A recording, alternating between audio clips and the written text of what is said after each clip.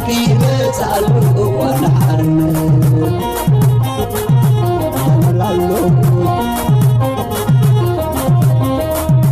أبزقوا أنبتلك نعشمت مزمزة نتوم كل سبب طولة مسكرزة سرنا مسافرتي كلنا بعد ماما سرنا سنزري لا تعصقنا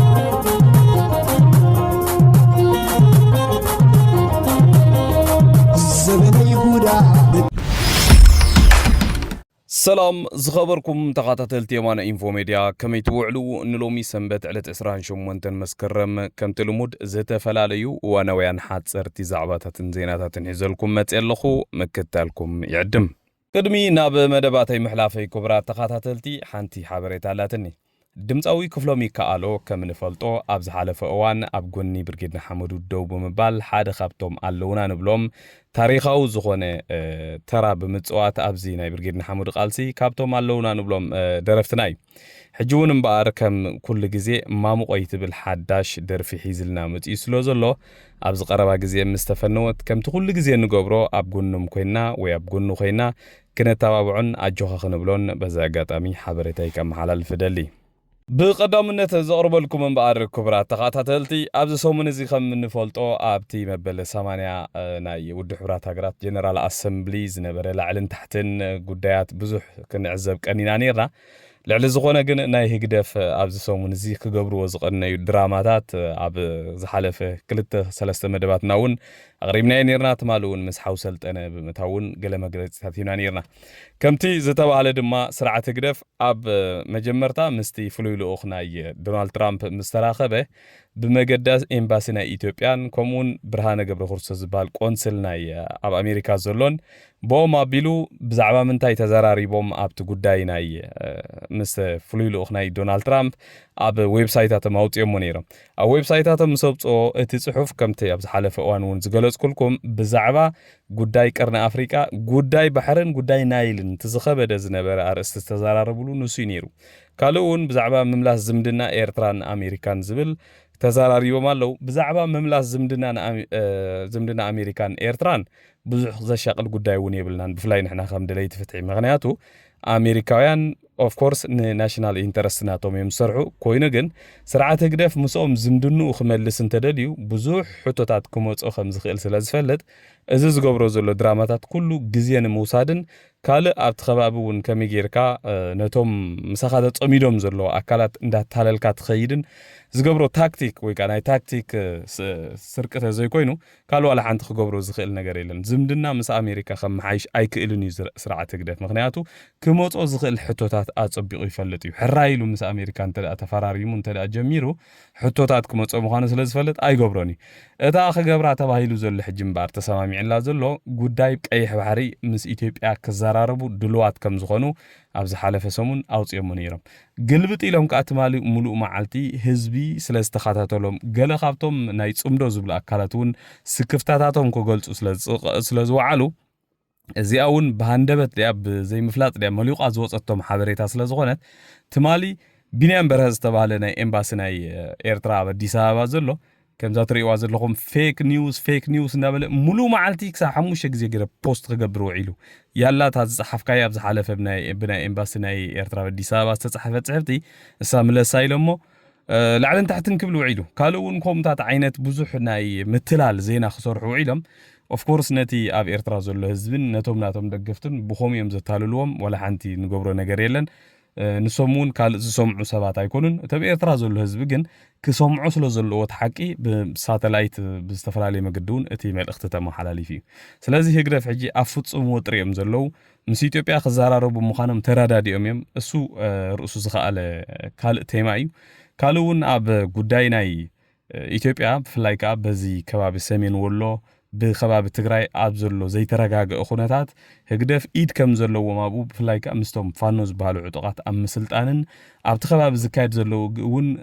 إيد كم زلو بستفلالي مقدي قلت سلا زلو إذن ودزن زم صوت إنكت أبزسومونزي لعلن تحتن كوبليهم كأنيو مالتي بس خوينو بتغن تركب ناي فلويلو أخ أمريكان ناي إرتران كقص المخانو تحبيرو لا أبز قص زلو معنتات كا تي ناي أمريكا ናይ ፍሉይ ልኡኽ ናይ ኢትዮጵያን ናይ ኤርትራን ኣካላት ከራኽብ ይኽእል እዩ ዝብል ትፅቢታት ኣሎ ኣብ ዝቕፅል ዘሎ ምዕባለታት እውን መፂና ንሕብረኩም ኢና ካልእ ድማ ክቡራት ተኸታተልቲ ቅድሚ ትማሊ ኣብ ትማሊ እውን ማለት እዩ ኣብ ከተማ ዓዲግራት ኣብ ዝተኸብረ በዓል መስቀል ኣብ ዓዲግራት ኩሉ ግዜ ኣብ ትግራይ ብዝኸብረ መልክዕ እዩ ዝካየድ ካብ ዝተፈላለዩ ክፋላት ናይ ትግራይ ነናቱ ርእሱ ዝኸኣለ ከባብራ በዓል ኣለዎ ኣብ ናይ ዓዲግራት እምበር እንታይ ኣጋጢሙ ንዝብል ኣባላት ጽምዶ ናይ ህግደፍ ምስኦም ጽምዶ ዝገብሩ ዘለዉ ዝተወሰኑ ኣካላት በዓል ብርሃነ ገለ ዝበሃሉን ገለ ክፋላት ናይቲ መሪሕነት ኣብ ትግራይ ዘሎን ተራዳዲኦም በዓል መስቀል ልክዕ ከምቲ ኣብ ኣውነ ኣንበሳ ኣብ ናይ ኤርትራ ከይዶም ዘበዓልዎ እቶም ተጋሩ ኣሕዋትና ማለት እዩ ናይ ህግደፍ ሰባት ድማ ናብ ዓዲግራት መፂኦም በዓል መስቀል ንኸብዕሉ ምርድዳእ ተወዲኡ ኣብ ትፅቢት እዮም ነይሮም ከምቲ ኩሉ ግዜ ዝተገብረ ድማ ባንዴራታት ናይ ኤርትራ ሒዞም ከምቲ ኣብ ናይ ኤርትራ ዝተገብረ ከምኡ ክገብሩ ተወዲኡ ኣብ በዓል መስቀል ቅድሚ ምእታው ብድርኡ ኣብ ዝነበረ ምሸት እምበር እቲ ነቶም ናይ ጽምዶ ዝበሃሉ ኣካላት ተዳልዩ ዝነበረ ዳስን መግብታትን ብምሉኡን በቶም ንጽምዶ ዝቃወሙ መንእሰያት ጠቕላላ እውን ዋላ ሓደ ዝድግፎም የለን ብሕቡእ ክግበር ተሓሲቡ ነይሩ ኣብኡ ምስ መፁ ሆሆ ክብሉ በቃ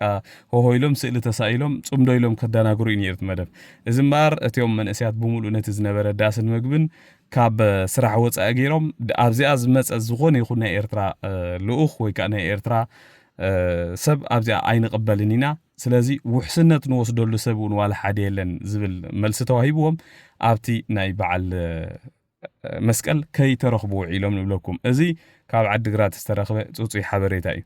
እዚኣ እምበር ብጣዕሚ ኣሕሚማቶም ዘላ ብወገን ትግራይ ዝኾነ ይኹን ተቐባልነት ከም ዘይብሉ ጽምዶ ብዝተፈላለየ መገዲ ርኢና ኢና መንእሰያት ኣይኮነን ዶ ንጽምዶሲ ነቲ ኣብ ትግራይ ዘሎ መሪሕነት እውን ኣብዚ ሕጂ ሰዓት ዝኾነ ይኹን ንኹናት ዝዕድም ዝኾነ ውግእ ዝኾነ ይኹን ነገር ድሕር ኣሎ ክንሳተፍ ኣይንኽእልና ኣይንዋጋእን ኢሎም መንእሰያት ብቁሉዕ መገዲ ብስነ ጥበባዊ መገዲ ብዝተፈላለየ መገዲ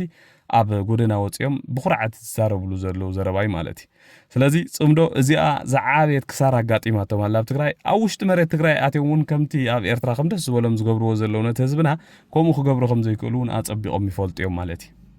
ብምቕጻል ዘቕርበልኩም ድማ ክቡራት ተኸታተልቲ ኣብ ዝቐረባ ግዜ ኣብ ሃገረ ኡጋንዳ ዘለዉ ኤርትራውያን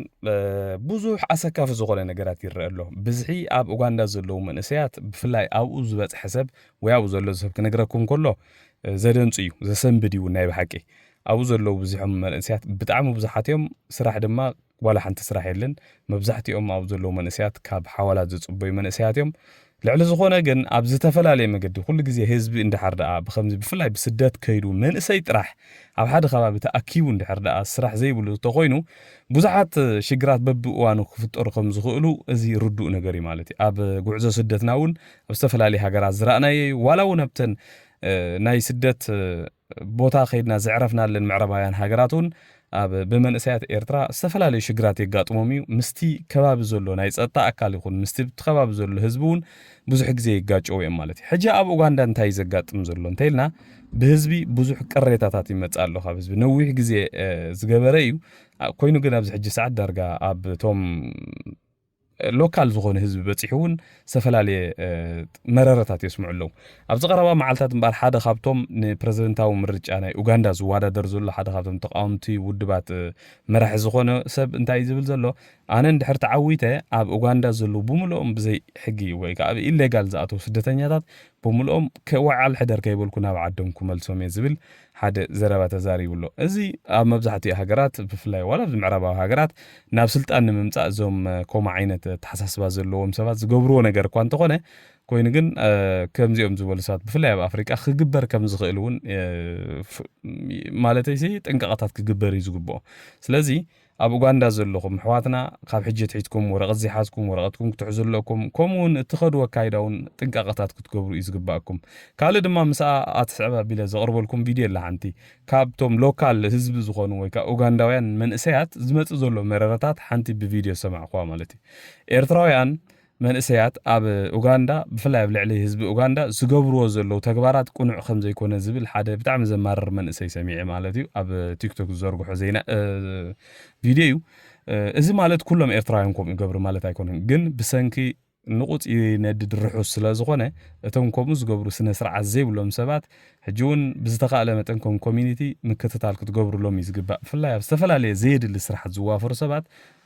ሕሊፍኩም እውን ክትብዎም ዝግባኣኩም ማለት እዩ እዚ መንእሰይ ሕጂ እንታይ ዝብል ዘሎ ኡጋንዳዊ ኣብ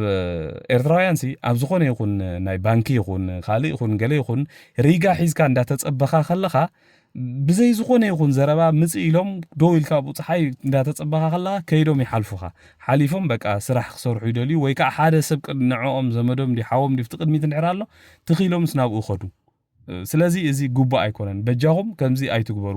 እዚ ትገብርዎ ዘለኹም ንዕቐት ኢና ዓና ዝብል ሓንቲ ቪድዮ ሰሚዑን ብጣዕሚ ገሪምኒ ኣነ እኳ ከምዚ ብዙሕ ናይ ኤርትራውያን ባህሪ እውን ኣይኮነን እየ ዝብል ግን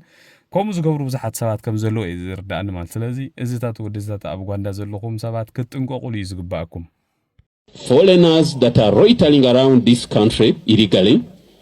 the day I become president of this great country, will be deported immediately. Eritreans, whom do you think you are? Eritrean nationals in Uganda, whom do you think you are? You find us in the line, you don't want to be in the line. Yesterday akasaja katusanze ku airport nga pay machines zezimu tezikola, only 2 pay machines were working and everyone was in the line. Now even people who are older than you were in the line. Kone kaja, he wants to insert his card and go. When you ask him why, my sister is in the car waiting, I have no time. Really? You know خالق مداي ازي بتي الوتاو مداي كبحال نكلو اب عد انجليز دما بكال حنت ختما حادي ኤርትራው ዝገበሮ ብጣዕሚ ጅግንነታው ስራሕ ደስ ዝብል ስራሕ ድማ خريكم ኤርትራው ዲዩ ትግራዋይ ዲዩ አምሓራይ ዲዩ ኣይተፈልጠን ሓፈሻው ግን ሓበሻ ምዃኑ እዮም ዝዛረቡ ነይሮማው እዚ ሰብ ዝምባር ሓደ ዜጋ ኣብ ዓዲ እንግሊዝ ወዲ ካልእ ሃገር ዜጋ እዩ እዚ ባዴላ ሒዙ ኣብ ማእከል ከተማ ከምዚኦም ብሕማም ምኽንያት ደም ዝተፈላለዩ መገዲ ኣብ ልዕሊ ሰባት ጉድኣት ዘውርዱ ሰባት ኣለው ወይ ብሕማም ሳይኮሎጂካል ሕማም ኣጋጢሞም ገለ ከም ዝሪእዎ ዘለኹም ኣብ ጎደና ኮይኑ ሰባት ካርም እንዳተዳለወ ከሎ እዚ ኤርትራዊ ወይ ከዓ እዚ ሓበሻ መንእሰይ ብድሕሪት መጽኡ ተኸታቲሉ ብድሕሪት መጽኡ ነዚ ሰብዚ ኣውዲቑ ብመሓዝ ትዝገርም ነገር ኣብታ ቪድዮ ብጣዕሚ ቫይራል ከይዳ ሚልዮናት ክሊክስ ተራእያ እቲ ዝገረሞም ነገር ድማ እቶም ፖሊስ ምስ ሙሉ ዕጥቆም እንዳሃለው ነዛ ስራሕ እዚ ኣኽሰርሕዋ ዘይከኣሉ ሓደ ተራ ሰብ ብከምዚ ዓይነት ትብዓት ንከምዚ ዝበለ ሓደገኛ ሰብ ኣብ ብዙሓት ሰባት ጉድኣት ከውርድ ዝኽእል ዝነበረ ሰብ ብመሓዙ ዝገርም ነገር እዩ ዶም ብዙሓት እዮም ኣድናቆቶም ገሊጾም ማለት እዩ ኣብዚ ሕጂ እንታይ ዘርእየካ መሲልኩም እቲ ትብዓት ናይቲ መንእሰይ ሓፈሻው ግን እቶም ፖሊስ ናይ ዓዲ እንግሊዝ እንታይ እዮም ተማሂሮም እንታይ እዮም ሰልጢኖም እዩ ብጣዕሚ ዝገርመካ እዚኣ ክገብር ዘይክእል ተኮይኑ ሓደ ናይ ጸጥታ ኣካል ወላ ሓንቲ ናይ ጸጥታ ኣካል እውን ክትብሎ ይትኽእልን ኢኻ ማለት እዩ እዚ መንእሰይ ዝምባር ከምዚ ዓይነት ጅግንነት ፈጺሙ ምናልባት ብድሕሪኡ እንታይ ገይሮምሉ እንታይ ሂቦሞ ዝፈለጥኮ ነገር የለን ግን እዚ ካብቲ ዝሕጉሰካ እዩ ካልእ ኣብ ዝሓለፈ ንኣብነት ምዝ ዝተተሓዘ ማለት እየ ኣብ ኣሜሪካ ኣብ ኣሜሪካ ዝረኣናየ ሓንቲ ዩክሬናዊት መንእሰይ ተሰዲዳ ዝመፀት ኣብ ትሬን ኮፍ ኢላ ከላ ሓደ ጸሊም ናይ ሳይኮሎጂካል ሕማም ዘለዎ ብኻራ ገይሩ ኣብ ክሳዳ ወጊኡ ክቀትላ ከሎ ኣብታ ትሬን ብዙሓት ሰባት ነይሮም እዮም እቲ ሰብ እውን ብዙሕ ሓደገኛ ማለት ሓደገኛ ክብለኩም ከለኹ ሓይሊ ዘለዎ ወይ ዝተዳለወ ሰብ እውን ኣይነበረን ብጣዕሚ ዝመጅነነ ሰብ እዩ ነይሩ እቶም ኣብታ ትሬን ዝነበሩ ሰባት ነቲ ካራ ሒዙ ዝነበረ ሰብ እውን ከምዚ ዓይነት ስጉምቲ ብሙሳዲ ዋላ ርሕቕ ኢሎም ኣብ ትሬናት ናይ ሓዊ መጥፍኢ ፍሊት እውን ኣሎ ብኡ ገይሮም እውን ክሕዝዎም ምኽኣሉ ነይሮም ነቲ ሰብ ነታ መንእሰይ እውን ከድሕንዋ ምኽኣሉ ነይሮም እዩ ዝበሃል ግን ኣብዚ ኤውሮጳዊ ምዕራባዊ ዓለም ከም ብጣዕሚ ዝሕዝነካ ነገር ከም ባህሊ ተወሲዱ ዘሎ ዝኾነ ነገር ኣብ ማእኸል ጎደና እንዳተሃረመ እናተቐትለ ከሎ ሰብ ወላ ሓንቲ ይገብሩን እዮም ሱቕ ኢሎም ዝኸዱ ሱቕ ኢሎም ይኸዱ እዚ በቲ ሓደ መላእክት ትሪኦ ከለኻ ኣብ ዘይእትወካ ዘይምእታው ዝበሃል ነገር ኩሉ ክእል ግን ከም ሕብረተሰብ ከም ኮሚኒቲ ክትሪኦ ከለኻ ግን እዚ ካብቲ ዝሕዝን ኣብዚ ሕጂ እዋን ተበፂሑ ዘሎ ተግባራት እዩ ማለት እዩ ብምቕጻል ዘቕርበልኩም ድማ ኽብራት ተኸታተልቲ ኣብ ሃገረ ሽወደን ቀዋሚ መንበሪ ዘለዎም ስደተኛታት ቀዋሚ መንበሪኦም ተሳሒቡ ንኩሎም ግዝያዊ መንበሪ ክወሃቡ ከም ዝኾኑ እማም ቀሪብሎ በቲ ሓደ ሚኒስተር እማም ቀሪብሎ ዝማም እዚ ገና ኣይጸደቀናሎ ግን ናብ ቤት ፍርዲ ወይ ከዓ ናብ ላዕለዋይ ኣካል ተመሓላሊፉ ንኽጸድቕ ብዙሕ ጻዕርታት እዮም ዝገብሩ ዘለዉ እዚ ክበሃል ከሎ ግን እቲ ቋሚ መንበር ናይቶም ስደተኛታት መንጢልካ ነቶም ስደተኛታት ናብ ዓደም ንምምላስ ወይ ዘርሞ ንምትራፍ ዘይኮነ እቲ ዕላማ ኣብ ሽወደን ቅድሚ ሕጂ ዝነበረ ኣወሃህባ ናይ ዜግነት ኣዝዩ ሓደገኛን ንተሃገሩ ናብ ሓደጋ ዘእተዋ ብዙሕ ኣብ ሽወደን ንክራይም ወይ ከዓ ስደተኛታት ብቐሊሉ ዜግነት ስለ ዝረኽቡ ክራይም ንኽገብሩ ዘተባብዕን ብምዃኑ ሓድሽ ስትራቴጂ ብምውፃእ ካብ ሕጂ ንድሓር ብግዝያዊ መንበሪ ኣቢሎም እቲ ናይ ሽወደን ዜግነት ንኽወስዱ ዝገብርዎ ቅጥዕታት ንምምላእ ተባሂሉ ከም ዝኾነ እቲ ውሳኔ ብዙሓት ሰባት ወይ ከዓ ማዕከናት ዜና ናይ ሽወደን እውን ይሕብር ኣለዋ ስለዚ በዚ መሰረት ካብ 80,000 ክሳብ 180,000 ዝኾኑ ግዝያዊ መንበሪ ወረቐት ዘለዎም ኣይሚን ቋሚ መንበሪ ዘለዎም ስደተኛታት ወረቐቶም ንኽረከቡ ክሕተቱ ምዃኖም እንተጸዲቑ ናይ መንግስቲ ሽወደን ሓቢሩ ኣሎ እዚ ወላ ሓንቲ ዘሻቕል ነገር የብሉን ኣክቹዋሊ ግን እቲ ናይ ሽወደን ዜግነት ቅድሚ ሕጂ ኣይደኖ ኣነ እኳ ብኸመይ እዮም ይረኽቡ ነይሮም ኣብ ሽወደን ኣይፈልጥን ግን ኣብ ገለ ኤውሮጳውያን ሃገራት እቲ ናይ ዜግነት ምውሳድ ፍኹስ ዝበለ ከም ዝኾነ ይዝንገር ኣብዚ ኣነ ዘለኹ ዓዲ ሃገረ ስዊዘርላንድ እኳ ካብቲ ዝኸበደ ክበሃል ይከኣል ኣትሊስት 10 ዓመት ክትገብር ኣለካ ኣብዚ ሕጂ እዋን ድማ ዝተፈላለየ ፈተናታት ኣሎ ብዓብይት ናይ ቋንቋ ፈተና ናይ ግድን እዩ ናይ ቋንቋ ፈተና ጥራሕ ዘይኮነ ኣብታት ነብረላ ከተማ እውን ወይ ናይታ ሃገር ሳ ብሙሉእ ጂኦግራፊ ታሪክ ብሙሉእ እውን ፈተና እንዳተገበርካ ኢኻ ትሓልፍ ማለት እንደገና ርእስኻ ዝኽኣልካ ክትከውን ኣለካ ዕዳ ናይ መንግስቲ ወይ ካብ መንግስቲ ሶሻል ዘይትቕበል ክትከውን ኣለካ ገለ ዝብል ብዙሕ ናይ ስዊዘርላንድ ብጣዕሚ ይኸቢድ እቲ ክስታይ ማለት እዩ ኣብ ካልኦት ሃገራት ምናልባት ፍኹስ ዝበለ ክኸውን ይኽእል እዩ እዚ ኣብ ኤውሮጳ እምበር ብብዝሒ ስደተኛን ኣብቲ ህዝቢ እውን ብዙሕ ቁጥዕታት ዘልዕል ነገራት ስለ ዝኾነ ኣብ ሽወደን ከምኡ ዓይነት ስጉምታት ንምውሳድ መንግስቲ ሽወደን ከምኡ ንክገብር ሕቶ ቀሪቡሉ ከም ዘሎ ኣብ ዝተፈላለየ ማዕከናት ዜና ወፂኡ ኣሎ ማለት እዩ ካልእ ዘቕርበልኩም ድማ ክቡራት ሰማዕቲ ከምቲ ኩሉ ግዜ ዘቕርበልኩም ኣብዚ ቀረባ ዓመታት ብዙሓት ዩቱበራትን ጋዜጠኛታትን ኣይደኖ ብኸመይ እዮም ናብ ኤርትራ ዝኸዱ ዘለዉ ብዙሓት እዮም ናብ ኤርትራ ዝኸዱ ዘለዉ ከምቲ ኩሉ ግዜ ዘቕርቦ ድማ ኣብ ኤርትራ እንተኸይዶም ኩሉ ግዜ በቲ ናይቲ ሃገር ኢንፍራስትራክቸር በቲ ኣብቲ ሃገር ዘሎ ናይ ኢንተርኔት ጉዳይ ናይ ሜድያ ማለተይ ዓፈና ብጣዕሚ እዮም ዝግረሙ ብዓብዩ ግን ኣብቲ ሃገርሳ ሰባት ናበይ ከይዶም ኣበይ ሎቲ ህዝቢ ኢሎም ዝግረሙ ብዙሓት ጋዜጠኛታት ርኢ ኣለኹ ናይ ከተማ ባፅዕ ብፍላይ ማለት እዩ ኣነ ናቶም ምግራም ጥራሕ ኣይኮነን ገሪሙኒ ዘሎ ኣነ ንባዕለይ ዝገርመኒ ዘሎ ኣነ ኣብ ባፅዕ ሓደ ግዜ ወይ ክልተ ግዜ ዝኸውን ከይደ ኣለኹ እዚ ቦታ እዚ ብዙሕ ሰብ ዋላ ኣብቲ ግዜ ሃሩር ዝበሃል ወርሒ 7 ወርሒ 8 እውን ኣዝዩ ብዙሕ ሰብ ከም ዝነበረ ዝፈልጥ ከባቢ 2001 2002 ከባቢ ኣብዚ ሕጂ እዋን ንዓይ ሕቶ ኮይኑኒ ዘሎ ግን ዋላ እቲ ህዝቢ ሕራይቲ መንእሰይ እቲ ገለስ ካብ ኩሉ ከተማታት ናይ ኤርትራ ካብ ኩሉ ኤርትራ ይጠፍኡ ዘሎ ዋላ እቲ ህዝቢ እቲ መንእሰይ ህፃን ገለ ንእሽተይ ገለስ ናበይ ከይዱ እዩ ንዓይ ገሪሙኒ ዘሎ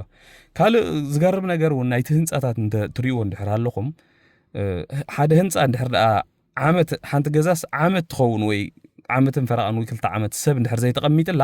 ብጣዕሚ እያ ተኣርግ ሰብ እንድሕር ዝቕመጠሉ ትኾይኑ ግን ዋላ ዓመታት 50 ዓመት 20 ዓመት ይግበር ኣይኣርግን እዩ ብዝተፈላለየ መገዲ ማለት እዩ ሰብ እንድሕር ዘይቅመጠሉ ኮይኑ ዝኾነ ቦታ ግን ብጣዕሚ ከምዚ ክሳይ ዝኸውን ሕጂ ዝጎደናታት ትሪእዎ ኣለኹም እዚ ማዕፆታት ትሪእዎ ኣለኹም ዝመናደቕ ናይ ባፅዕ ጠቕላላ ሰብ ዝቕመጠሉ ናይ መስልን ከምዚ ኣባንደንድ ዝኾነ ምሻሎ ሰብ ዝገደፎ ከተማታት ኣሎ ኣብዚ ኤውሮጳ በዓል ጣልያን ገለ ዝደቡባዊ ክፋል ናይ ጣልያን ከምኡ ዓይነት ኮይኑ ማለት እቲ ምስጢር እንታይ እዩ ክርዳእና ይከኣልን ሰብዲ ፈሊጡ ዲ እቲ ስርዓት ኩሉ ሰብ ዘውፅኦ ዘሎ ካብ ባፅዕ ዋላስ እቲ ሰብዲ ባዕሉ ዝገድፎ ዘሎ ወይስ ተወዲ እቲ ሰብ ኣብኡ ዘሎ ብጣዕሚ ዝገርመኒ ዘሎ ብዝኾነ ግን ተሃገር ምልእቲ ናብ ቤት ሙዚየም ወይ ከዓ ከምዚ ናይ ቅርሲ ከተማ እንዳተቐየረት ትኸይድ ዘላ ከተማ ኮይና ትስማዓካ ከም ትሪእዎ ዘለኹም ብዘሕዝን መልክዑ ማለት እዩ ኣብ መወዳእታ ዘቕርበልኩም ድማ ክቡራት ተኸታተልቲ ኣብ ኢትዮጵያ ክልል ኣምሓራ ኣብዚ ሰሜናዊ ክፋል ናይ ኢትዮጵያ ማለት እዩ ኣብ ከባቢ ወሎ ዘጋጥም ዘሎ ኩነታት ብፍላይ ከዓ ምስ ናይ ፋኖ ምንቅስቓስን ናይ መንግስቲ ኢትዮጵያ ግብረ መልስን ነዚ ይመስል ፋኖ ዝሓለፈ 2-3 መዓልታት ከም ዝፍለጥ ኣብ ሰሜን ወሎ ዝተፈላለዩ ከተማታት ተቆጻጺሩ ካብ ወልድያ ጀሚርካ ክሳብ ከባቢ ደሴ ኣብ ዘለውና ንኣሽቱ ከተማታት ብዙሓት ተቆጻጺሩ ብዙሕ ኣጽዋርን ወተሃደራትን ማሪኹ ናሪ ናይ ብቪድዮ ማለት እዩ ወላ ሓንቲ ዝስሓት ነገር ኣይኮነን መንግስቲ ኢትዮጵያ ካብቲ ማለት ጀሚሩ ብድሮናት ዝተሓገዘ ዝተፈላለዩ መጥቃዕቲ ብምግባር ነቲ ቦታታት መሊሰ ኣለኹ ነቶም ዕጡቃት እውን ደምሲሰዮም ኣለኹ ዝብል ዝተፈላለዩ መግለፂታት ክህብ ውዒሉ ኣሎ ብዙሕ ዝተራእየ ቪድዮ ወይ ካልእ ነገር እኳ ተዘይሃለዎ ሲቪላውያን ሰባት ከም ዝተለከሙ ግን ብዙሓት ሰባት እውን ይዛረቡሎ ማለት እዩ ሕጂ እዚ ኣብ ሰሜን ወሎ ዘሎ ኩነታት ወይ ከዓ ብፋኖ ኣብ ሰሜናዊ ክፋል ወሎ ተፈጢሩ ዘሎ ኩነታት ዋንኡ መን እዩ ናይ ብሓቂ ዲፋኖ ክሳብ ክንዱ ሓይሊ ገይሩ ኣብዚ ከባቢ ንመንግስቲ ኢትዮጵያ ብከምዚ ወቂዑ ወይ ሃሪሙ ዝበሃል ነገር ዝተፈላለየ ትንታነታት ይኽወሃበሉ ቀኒዩ እቲ ዝገርመኩም ነገር ሕዋት እዞም ናይ ኣምሓራ ሚድያ ገለለው በዓል ዚ 360 በዓል ኤርሚያስ ገለ ዝበሃል ንሳቶም ንሕወሓትን ህግደፍን እንዲዮም ክሳይ ዘሰክሞም ዘለው ሓላፍነት ዘሰክሞም ዘለው እታ ቪድዮ ናብ መወዳእታ ከቅርበልኩም እየ በዓል ዚ ወላይ ዝበሃል ዚ ስታሊን ዝበሃል ሰብ ግን ካብቲ ማለት ሒዙ 34 ጊዜ ዝኸውን ፖስት ገይሩሎ በቃ ፋኖ ከምዚ ገይርዎም ፋኖ ካብ ሓገዝ ረኺቡ ካብ ዝኾነ ኣካል ከምዚ ይገብራሎ ፋኖ እንዳበለ ብዙሕ ፕሮፓጋንዳ ይገብራሎ ሕጂ እዚ ሰብ እዚ እቶም ናይ ኣምሓራ ኣብቲ ግዜ ናይ ትግራይ ኩናት ዝነበረ ብፍላይ እቲ ናይ መንግስቲ ኢትዮጵያ ብዙሕ ስለ ዝከታተሎ ነቲ ጉዳይ እዚ ነገር እዚ ድማ ንህዝቢ ትግራይ ብፍላይ ነቲ ህዝቢ ማለት እዩ ሓደገኛ ከም ዝኾነ ይዝርዳእካ ኣብ መወዳእታ ግን እዚ ብሰሜን ክፋል ዘሎ ዝካየድ ዘሎ ኩናት ንትግራይ ይኹን ንኤርትራ ሓደጋ ሒዝልን ከም ዝመጽእ እዚ ማንም ሰብ ክርድኦ ክኽእል ኣለዎ ማለት እዩ ኣዝዩ ሓደገኛ ኩነታት እዩ ዝካየድ ዘሎ መን እዩ ኣብዚ ኩናት እዚ ዝሳተፍ ዘሎ ንምፍላጥ ወይ ከዓ ከምኡ ኢሎም እንታይ ትንትኑ ከም ዘሎ ብወገን ማዕከናት ዜና ኢትዮጵያ ግን እዚኣ ኤርሚያስ ዝበሃል ሓደ ጋዜጠኛ ዘቕረባ ሓንቲ ቪድዮ ኣላ ብዛዕባ እታ ቪድዮ ሕወሓትን ሻዕብያን እዮም ዝገብሩ ዘለው ትብል ናታ ቪድዮ ከቕርበልኩም እየ እዚኣ እንዳበልኩ ግን ክቡራት ተኸታተልቲ ንሎሚ ናይ ቀትሪ ዳልየልኩም ዝነበርኩም መደባት በዚ ወዲእ ኣለኹ ኣብዚ ቀጽል ዘሎ መደብና ክሳብ ንራኸብ ድሓን ዋዕሉ ማን ያጠቃው እንዴት ነው ያጠቃው የሚለው ላይ መረጃ ለማሰብሰብ በሞከርኩት መሰረት የመጀመሪያ ነምሬ ወዳጆና ከሱ ቡድን ያሉትን ስልጠና ወስደዋቸው ነበር ትግራይ ነው የሰለጠኑት ስልጠናውን የሰጣቸው የትግራይ የህወሓት ጀነራሎች ናቸው ስልጠና የሰጡት የአመራርና የተኩስ አቅም መገንባት የሚል ከህወሓት ሰዎች ጋር የህወሓት ጀነራሎች ናቸው ስልጠና የሰጡት ስልጠናውን ድጋፍ ያደረገው በመረጃ በማስረጃ ጽምዶ የሚባለው የሻዕቢያና የህወሓት ጽምዶ ነው ስልጠናው እንዲሰጥ ያደረገው ከዛ በኋላ የጥቃት ቅድም ያወጣላቸው ይሄ የሻዕቢያና የህወሓት ጽምዶ ነው የማጥቂያ ቅድም ያወጣ ያለኝ መረጃ ነው በግልጽ ለማቅረብ ስለፈለኩ ነው እነምሬ ወዳጆን ከነ ኃይላቸው ወስደው ትግራይ አሰልጥነው ጦር መሳሪያ ሰጥተው መረጃ ሰጥተው የላኳቸው ማለት ነው ቤዚካሊ የነምሬ ወዳጆ ተግባር ይሄ ነው ስለዚህ ጥቃት ፈጽመዋል ቦታው ወንዳት የሚባል ቦታ ነው ኦብጀክቲቮቹ ቅድም ያነሳዋቸው ናቸው ነምሬ ኮምፕሊትሊ የሆነ የባንዳነት ሚናቸው ብቻ ሳይሆን ከዛም ያለፈ ነው ኢትዮጵያን የማፍረስ ስራ ነው እየሰሩ ያሉት